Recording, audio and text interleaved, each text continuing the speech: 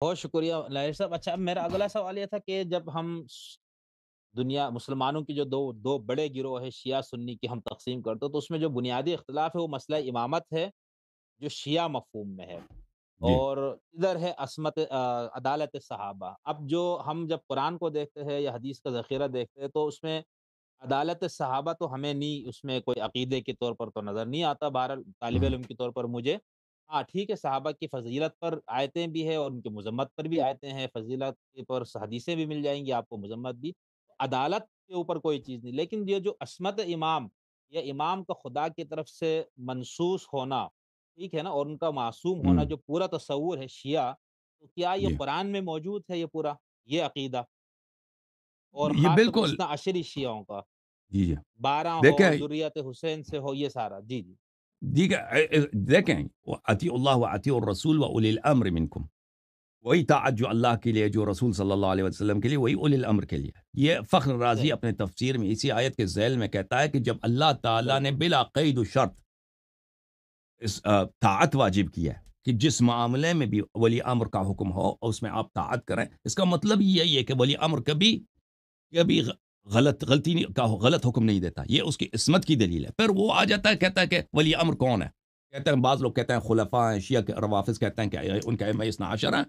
لیکن وہ کہتے ہیں خلفاء بھی نہیں، ائمہ اثنا عشر نہیں، پوری امت ہے، امت کا اجماع کا نام ہے یہ اولی اجماع الامر امت، ہے، اور اجماع امت کا نام اولی الامر۔ تو اس آیت سے خود فخر رازی جو امام الاشاعرہ ہیں اور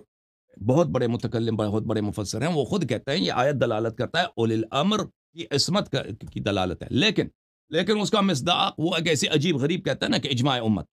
امت نہ لغت میں نہ شرع میں کوئی اس کو اولی الامر نہیں کہتا۔ تو اور ان کے خلفاء جو ہیں وہ غیر معصوم ہیں، یہ تو سب کو معلوم ہے کہ ان کی عصمت نہیں ہے، بہت سارے بالکل خلفاء تھے جنہوں نے کعبہ جلائے، جنہوں نے مدینہ منورہ میں زنا ریپ کریں پورا، یعنی گینگ ریپ کرتے تھے۔ یہ یزید کا جو لشکر ہے مدینہ منورہ میں واقع حرہ میں صحابہ مہاجرین انصار کی بیٹیوں کے ساتھ اور ان کے بہوؤں کے ساتھ، ان کے بہنوں کے ساتھ کیا کیا انہوں نے، آپ ان کے اپنے کتب میں جا کے دیکھیے، ابن تیمیہ کے کتب میں، البدایہ والنہایہ ابن کثیر میں، کہ 3 دن تک مدینہ منورہ میں نوامی سے صحابہ کے ساتھ، مہاجرین انصار کے بیٹیوں کے ساتھ، پوتیوں کے ساتھ یہ گینگ ریپ کر رہے تھے شام والے، شام کے لشکر، کس کے حکم سے؟ یزید کے حکم سے۔ تو ان کے خلفاء معصوم نہیں ہیں، بلکہ ان کے مسلمان ہونے پہ اگر کوئی کہہ دے کہ یزید کافر ہے تو بلا شک یہ ایک قطعی اور واضح بات ہے۔ جو کعبہ جلاتا ہے وہ کیسے مسلمان ہو سکتا ہے؟ اب امام حسین علیہ السلام کو چھوڑیں، امام حسین علیہ السلام وہ روافظ